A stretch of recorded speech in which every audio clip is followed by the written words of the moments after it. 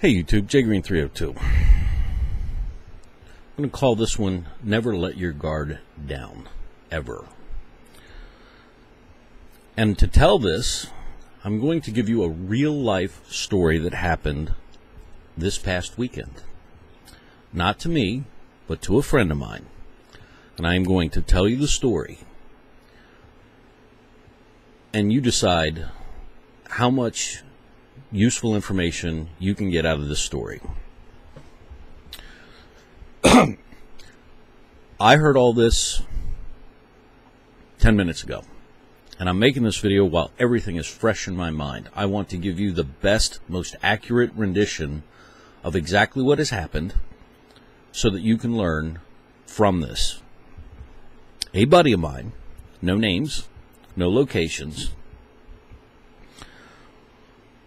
was out and about, had stopped, gotten some fast food, and was proceeding back to where he was headed, but was taking some back roads and was kind of scouting because he was looking for a place to take his son shooting. So he was in some pretty secluded areas because of what he was looking for. So he's driving along down some back roads, and with it being, the time of year it gets dark, so it's dark. And he's cruising along, and he's kind of, just looking around going, where would be a safe place that me and the boy could go out and do a little shooting. And he's kind of trying to figure out what's going on, and everything's fenced and everything. So he's going along, and needless to say, the fast food started getting to him. And this gets a little rough in the storytelling. But he's sitting there going, oh, crap. I'm in the middle of nowhere, and that food just went through me. I have the same problem with McDonald's food. And so he's cruising along, and he's sitting there going, man, am I going to have to make a run in the woods? What am I going to do? So I will pause here and go, it's always smart to keep 3 or 4 handfuls of toilet paper on a roll in the car. Story continues. He notices off to the side there is like a work utility trailer, a porta potty, and a gang box. So it looks like they're a job construction site. And he sees the porta potty and he goes, oh, thank God. So he pulls up. It's dark. He gets out, and his concern is to get to the porta potty because what was inside needs to come outside real quick. Now, apparently, as the story was told to me, he has a concealed weapons permit, and he was carrying his gun, and he took his gun out, he set it down on the toilet paper roller, was pleased that there was toilet paper, and commenced to dealing with bodily needs that were forced upon him. This individual is not one you'd want to mess with, to say the least. This gentleman is very well skilled. He's got a military background. He has been employed in many cases for personal security, various other things, and was quite embarrassed to tell me about what was going on. So we're not talking about Joe Idiot, but as life would have it, that food tore him up, and there's a lot of bodily noises going on, and the next thing you know, he hears a car pull up, and he sits there, racks the slide, because it's the middle of nowhere, and he's in a porta potty with his pants down, and his bowels going crazy. And he hears somebody say, the van's locked. And the next thing you know, either he stood up and they saw him, or they put a round through the top of the porta potty. They shot at him and said, toss the keys and the wallet out. He then said that he sat back down and he tried to visualize what was outside. If he comes out that door, where was his cover?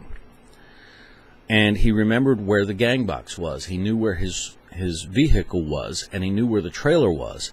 And he said he took a moment to think about it, and he said he basically, pulled his pants up, grabbed the gun, and what he came to the conclusion was that he was going to fire 2 rounds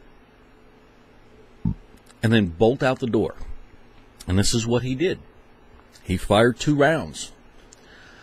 And he heard the reaction as he was coming out the door. And he made it 2 steps, and he stumbled and fell. And as he put it, as his elbows, everything was moving. His only thought was to get to the gang box because it's a solid steel item that would provide adequate cover because shit had just gone crazy. He said by the time he reached the gang box, the individuals that shot at him were in the car and leaving because apparently they did not expect to have rounds returned. He said that he wasn't sure what was going on, so what he did is he actually went around the perimeter and was paying very close attention, looking to see if anybody was left behind. He said that because it was a dirt road, he couldn't make out the tag, he couldn't make out the type of car, and he was really more paranoid about dealing with, any other potential threats. He said by the time he made it back to the van, here comes another car. This time, it's the police. Well, this is where the story gets real interesting. Cop pulls up, puts a spotlight on him, asking what's going on, removes his gun, goes over, listens to the story, looks at the bullet holes, sees that 1 was going in and 2 were going out, and that the story jived.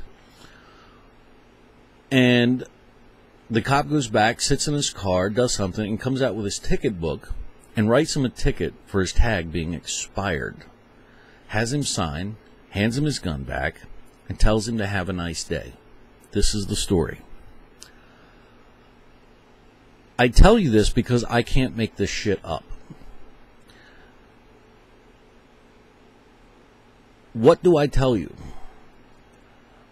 Other than the fact that apparently these folks were parked with the engine off, the lights out, saw him pull up, saw him go into the porta potty, and with their lights off, managed to pull up and get the drop on him while he's in a plastic box with his pants around his ankles, and actually shot at the porta potty.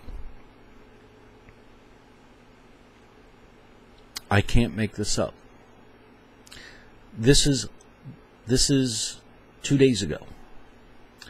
It is currently November 19th, so call it November 17th of year 2012. This is the kind of things that are going on in the world today. If you do not have a concealed weapons permit, I recommend you get one. And once you have one, under no circumstances do you go anywhere without a gun. If I have not made that point blatantly clear to everyone who listens to this, I don't know what else I can do. This actually happened. When you least expect it, problems will happen. When something happens, take the second to assess what you're going to do. Don't just react.